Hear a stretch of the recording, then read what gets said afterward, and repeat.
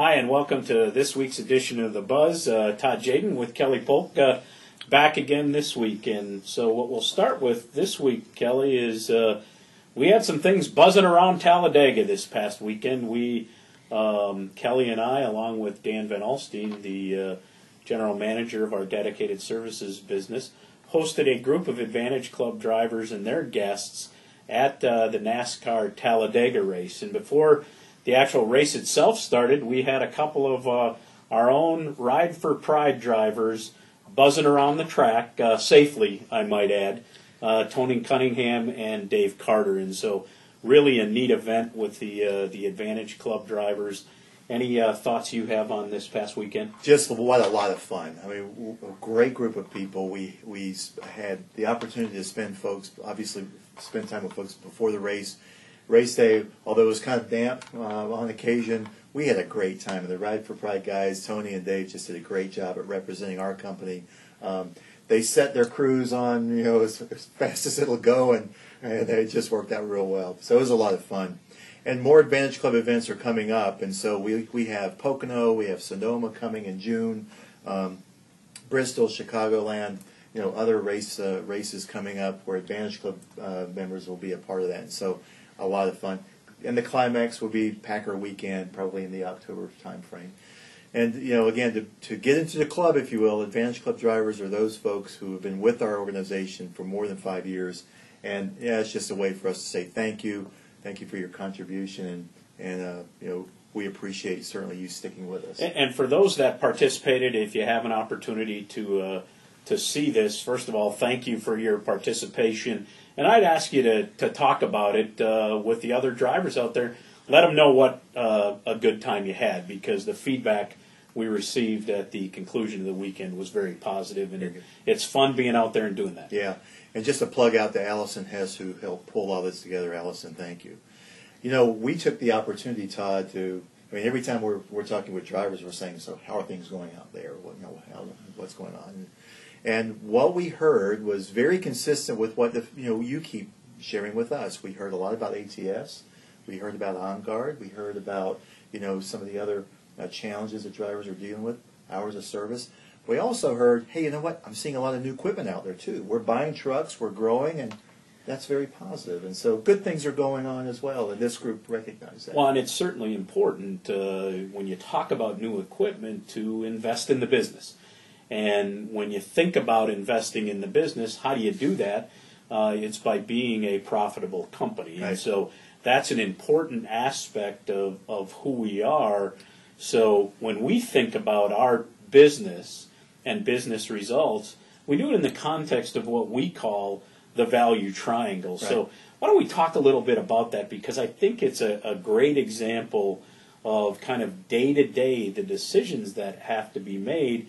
And when we think about the triangle, we think about it in the context of the customer, our associates to include the driver, and then the business results. And the way I think about it and the way we need to think about it is it's the customer and the associate and the business results. It's not the customer versus the driver versus the business results. They all work together. And an important aspect of those business results is the ability to reinvest in your business. Absolutely. And there has to be balance, because, I've talked with drivers often about the fact that, every organization has three of those primary constituencies. They have the associate, they have business results to let them know that they're being successful, whether it's a for-profit company or a non-profit organization. My church has customers in the form of the community or the congregation, and they all have, associates catering to that customer and taking care of it. And so not unique in that respect, but you do have those three primary elements in any business, and our job, certainly collectively, is to make sure that they are always taken care of and in balance, and that's what makes us a great organization. Right, and so they work in concert. It really becomes a shared purpose to deliver those quality results so we can do the things that we are doing on a regular basis to solve problems for customers, to deliver miles to drivers, to deliver a quality paycheck. So it all works together. And we all win, right? And so when we're winning together, we have a satisfied customer, we're growing the organization, we're creating jobs, and that's the objective. Absolutely. So, yeah, the value triangle is an important decision-making model, and it should be how we all think about how we do our work. Hey, some news we could use to kind of wrap up, because you think about this topic of value triangle and how we have a tendency, and I'm no different. Todd, you're no different. Sherry thinks about this. We all wonder, okay, how does this affect me? What's in it for me? And I sometimes have to catch myself to say, when the greater good is occurring, when we're all successful, when we're all pulling from the same end of the rope and we're winning, at some point, my needs are being taken care of as well. And so, again, collectively, it really is a very connected process, and frankly, has caused us to be successful over the years. Yeah, it's very important that we don't lose sight of that. We do have very shortly, coming up in the next month, the early part of June 4th through the 6th, Associate Appreciation Days. And so we will be celebrating that in the field at all of our major locations with some food, and I don't know if there will be any song. I'm not going to sing in the locations that I'm in, but it really is to celebrate your success and thank you for the first half of the year, for the business results, for the safety results, just for everything that's happened that has gone very well the first half. Absolutely. And I've heard you sing, and so we are going to protect the driver from your crusty voice.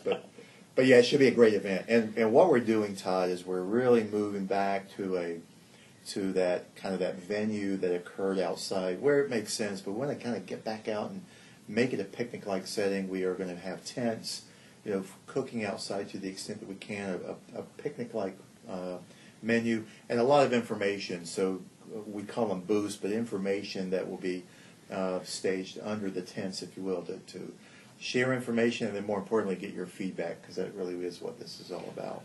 And there will be a number of leaders out in the field, in addition to our field leaders who are already located there, to include the executive team. Won't be at every one of those locations, because we're probably going to do it across the network at in the neighborhood of 30+ locations. Sure, and so sure. There will be people sprinkled throughout the field to get your feedback and to help celebrate your success. And we look forward to that.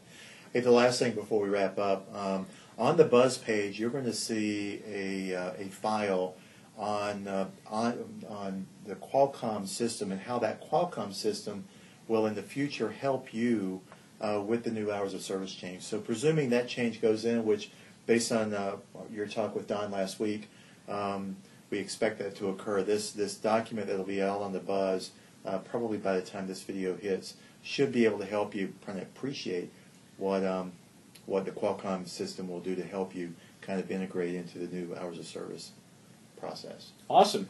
So, good stuff, folks. That's this week's edition of The Buzz. Take care. Drive safe. See you next week.